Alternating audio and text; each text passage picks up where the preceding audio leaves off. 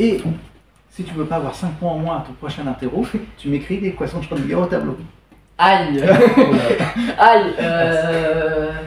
Là, je te laisse faire, Maxime. Non. Bonjour à tous et bienvenue sur Professeur Pro VF. Alors aujourd'hui, petite vidéo spéciale. Donc nous sommes avec monsieur Eric qui est professeur de physique à Saint-Germain-en-Laye. Mais c'est qui ce beau gosse là à droite de la vidéo qui est un peu discret? Et bah en fait j'ai eu très tort de ne pas l'avoir présenté, mais il a réussi à gagner 1000 € dans le magazine Science et Vie Junior, donc là avec les inventions, donc il a été élu meilleure invention du mois, il a gagné 1000 €. Donc bah, je ne vais pas battre monsieur Herry tout seul, hein, je vais battre avec quelqu'un d'expérimenté qui connaît son domaine, donc bah, espérons qu'on va le battre. Et donc nous allons faire une vidéo, donc comme dans les jeux télévisés, où nous allons faire chacun poser des questions. Donc il y a 2 manches, donc première manche, c'est parti.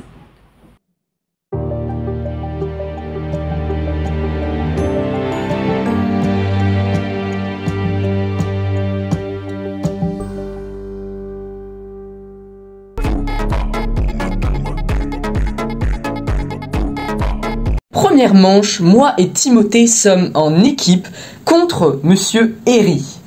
À chaque tour, chacun d'entre nous va poser une question à l'autre. Si l'autre arrive à répondre, il gagne un point. S'il n'y arrive pas, il ne gagne rien. À la fin, celui qui a le plus de points est sacré vainqueur de la vidéo. Sur ce, je ne vous laisse pas attendre, c'est parti. Première question, quel est le deuxième nom du trou de verre? Donc réponse A, le pont de Bohr-Josephson. Réponse B, le pont de Schrödinger-Born. Réponse C, le pont d'Einstein-Rosen. Réponse D, le pont de Copernic-Galilée. Je dirais C, Einstein-Rosen. Bonne réponse. Donc est-ce que vous savez ce que c'est un trou de verre? Oui. Donc vous pouvez nous expliquer en quelques mots. Eh ben, si vous avez vu Interstellar, je vais faire la même réponse que Interstellar. Donc on a une pomme. Oui. Et si je veux aller de l'autre côté de la pomme, bah, je fais le tour de la pomme. Oui, normal. Mais si je suis un verre, je peux creuser un tunnel dans la pomme. Et donc si la pomme représente l'univers, ou plutôt la surface de l'univers, bah, si je veux aller d'un point ici à un point ici, je suis obligé de faire le tour. Mais s'il y a un trou de verre, je peux passer par le trou de verre, et donc c'est un raccourci pour aller à un autre point de l'univers. C'est exactement ça. Bah à vous. Ma première question, elle est rapide. Combien de temps devrait mettre le Faucon Millennium pour aller d'un bout de la galaxie à l'autre à la vitesse de la lumière? Alors, 27 000 ans. Parce que ça revient à dire en fait le diamètre oui, de voilà. la galaxie. Non, attends, non, je crois que... Ah non, bah non. Attends, non, je connais pas. Ah non, ça c'est jusqu'au trou noir. Donc 120, attends, 100 000 ans. À peu près, oui, 100 000 ans. Oui, non, 27 000 ans c'est jusqu'au trou. 27 000 ans, c'est jusqu'au centre de la galaxie. C'est le centre de la galaxie. Ok. Ah, parfait. Donc, alors, deuxième question. Alors là, elle n'est pas très connue, mais quelle est la particularité du tachyon? Donc, c'est une particule qui a été hypothétisée. C'est-à-dire qu'en fait, la théorie des cordes était censée prédire cette théorie, mais du coup, à cause de cette particule qui nous semblait impossible à déterminer, on a mis en place la théorie des supercordes. Donc, réponse A, elle est plus rapide que la lumière. Réponse B, elle déforme l'espace-temps à lui tout seul. Réponse C, elle existe vraiment. Réponse D, elle a pour masse racine carrée de -1. Eh ben, j'en sais rien du tout. Donc je vais dire réponse C, elle existe vraiment. Bah non. Et bah non, c'était la réponse D, elle a pour masse racine carrée de -1. Ah oui. Et c'est pour ça qu'on a dû refaire une théorie, la théorie des supercordes, puisque la théorie basique des cordes prédisait cette particule qui était tout simplement impossible. Elle prédisait également 26 dimensions. Oui. Voilà. Donc, bah, vous. Ouais, mes questions, elles sont plus simples. Oui. Sur les photos prises sur la Lune lors des missions Apollo, pourquoi on ne voit pas les étoiles?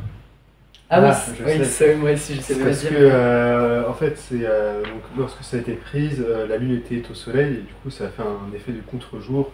Ce qui fait que, en fait, c'est comme si on prend une photo en contre-jour, en fait, on ne voit pas la plan, enfin, c'est très difficile à distinguer. C'est comme, voilà. C'est la même chose qu'aujourd'hui, par exemple. Pourquoi on ne voit pas les étoiles? Parce qu'il y a la lumière du soleil qui est plus lumineuse que la lumière des étoiles. C'est un peu comme si toute notre attention était concentrée sur la lumière du soleil, du coup on voit pas la lumière des étoiles. Ouais, voilà, c'est juste elle est trop lumineuse, exactement. Voilà, c'est qu'il y a un contraste de lumière trop important Oui, entre le sol lunaire, éclairé par le soleil, et les étoiles. Alors ici, c'est pas nous, c'est l'appareil photo. Oui, Donc ça. c'est la sensibilité de l'appareil photo. Pour qu'il voit les étoiles, il faut surexposer la photo. Et dans ce cas-là, ce qui est sur la Lune, c'est tout blanc, enfin on voit rien. Oui. Et d'ailleurs, apparemment, lors d'une photo qui était prise dans l'une des missions Apollo, on pouvait voir Vénus. Je crois que Oui, c'était ça. ouais, c'est possible, ouais. Et voilà. Bon bah, question 3. Donc, vas-y, tu peux y aller. Alors, quel phénomène accélère l'expansion de l'univers? Alors, donc choix 1, la matière noire. Choix 2, l'énergie noire. Choix 3, la matière baryonique. Et choix 4, l'énergie exotique. L'énergie noire. Ah, bonne Tout à réponse, fait. c'est bien.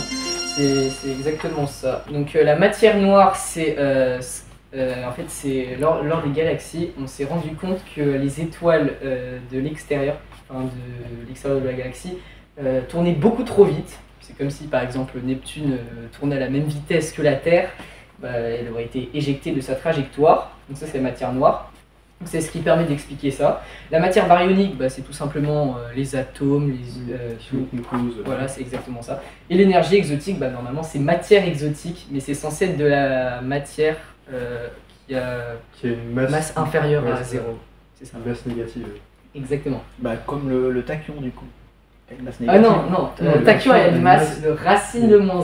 Ouais, ouais. C'est Parce que encore pire. C'est un- encore plus C'est un nombre dégueulasse. qui n'existe pas. Donc Voilà, non, c'est à vous. Ok. Si vous parlez de particules, j'en ai une. Dans une goutte d'eau, est-ce qu'il y a plus ou moins de molécules d'eau que d'étoiles dans tout l'univers? Il y en a plus. plus. Oui, je pense. Hein, attends, dans l'univers observable. Ah oui, en plus on avait ou, fait une question L'univers là-dessus. observable, ouais. Attends, dans l'univers observable, je crois qu'il y en a 200 milliards je dirais d'étoiles. plus. Hein. Oui, moi aussi je dirais plus. On fait chaud autant. Oui, bon ok, on s'est fait berner. Bon très bien. Question 4. Alors celle-là elle est assez compliquée. Quel physicien a proposé des expériences afin de savoir si l'intrication quantique est due à un principe de localité ou est-ce qu'il est réellement dû à ce qu'appelait Einstein une action fantôme à distance? Donc réponse A, Erwin Schrödinger. Réponse B, Max Born. Réponse C, John Bell. Réponse D, Alain Aspect. Alors j'hésite entre les deux derniers.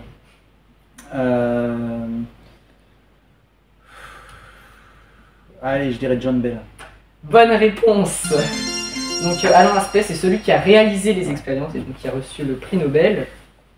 Donc c'est pour ça que les expériences, il disait, il mettait en place ce qu'on appelle les inégalités de Bell. Donc c'est-à-dire que par exemple quand on lance une bille, par exemple lorsqu'on lance une pièce, donc on a 50% de chance d'atterrir sur pile ou sur face. Et bien quand on lance par exemple un dé à 4 faces, on a une chance sur 4 d'atterrir sur l'une des faces. Et bien les inégalités de Bell, donc il traduisait que selon l'expérience réalisée, donc il faudrait que la probabilité de chance soit supérieure à 75%, quelque chose comme ça. Enfin, c'est une représentation de l'expérience pour prouver que la théorie d'Einstein était fausse. Donc d'ailleurs, la théorie d'Einstein qui s'appelait le paradoxe EPR, donc, qui a été faite par Einstein, Podolsky et Rosen dans les années 1930. Ouais, j'aurais dit 36, oui, entre quelque chose 36 et comme 40. 36, c'est ça. Donc c'est à vous. Et c'était pas prévu, mais tu parles de dés, etc. C'est quoi la citation célèbre d'Einstein? Dieu ne joue pas au dé. Et la réponse de Bohr. Mais qui êtes-vous pour dire que Dieu, si Dieu joue au dé? Ouais, tout ça. Voilà, c'est pas à nous de dire à voilà. Dieu comment il doit gouverner. Oui, voilà, c'est ça. Exactement Et ça. du coup, je continue là-dessus. Comment ça... Alors, ça va être facile. Comment s'appelle l'équation fondamentale de la mécanique quantique? L'équation de Schrödinger. Oui. Et si tu veux pas avoir 5 points en moins à ton prochain interro, tu m'écris l'équation de Schrödinger au tableau. Aïe. Aïe. Là, je te laisse faire, Maxime. Non, je suis pas compétent dans ce Ah bon, domaine. bah tant pis, j'aurai 15 Bon, je note moins 5. Oui, bon, bah tant pis, bon, c'est pas grave.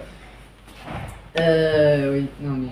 Je crois. Alors, d'après mes souvenirs, l'équation de Schrödinger fait apparaître la constante H, Max Planck, oui. Donc, mais. Alors, elle fait apparaître la fonction d'onde psi, mais je m'en souviens pas de.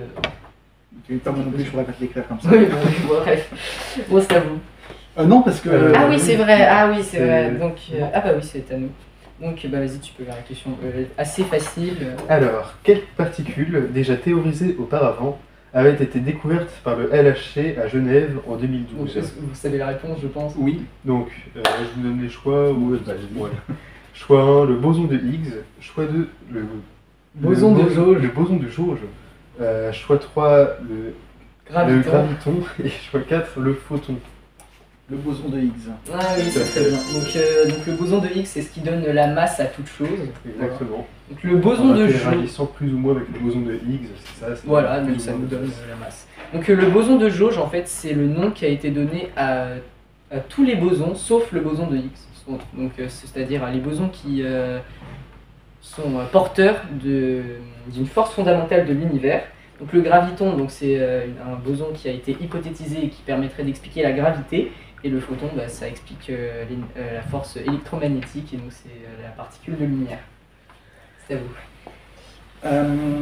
C'est la dernière question, je crois. Oui, c'est la dernière question. Qui a dit, si elle m'a été donnée de voir plus loin que les autres, c'est que j'étais juché sur des épaules de géants? Attends, vous pouvez répéter la Qui a citation? dit, s'il m'a été donné l'occasion de voir plus loin que les autres, c'est que j'étais juché sur des épaules de géants? Alors là, Je pense que aucune ça me idée. dit quelque chose. Moi, J'ai moi, déjà ça entendu me la dit citation rien. quelque part, mais je serais incapable de dire qui. Tu l'as entendu où à peu près? Bon, je me souviens plus, mais c'est juste sur les épaules d'un géant, ça me rappelle quelque chose. Ah mais- ok, attends. Bah, ça doit être un physicien assez connu, je pense. Oui, je pense aussi. Mais- Attends, non en vrai, parce que attends. Tiens, Non, physique. Vas-y, on met un. Vas-y, on met un. Je détruis le matériel. Toc, toc, toc. Ça c'est la fin. Ok, oui. Bon bah, je veux dire. Alors, si tu veux. Vas-y, Bord.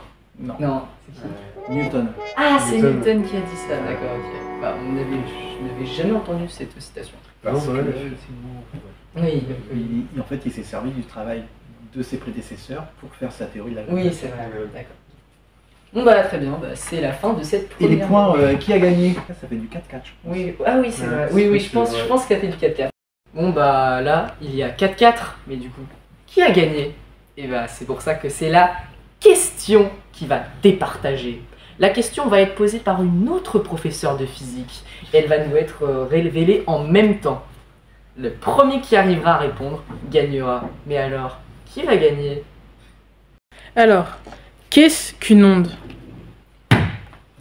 Ouais, allez-y. C'est quelque chose qui transporte de l'énergie sans transporter de matière. Ouais, je Bonne pense que c'est réponse. bon. Ouais, je pense que Ouais, c'est ça. très bien, bah, bravo. Tu as gagné. Bon bah maintenant, c'est la manche 2.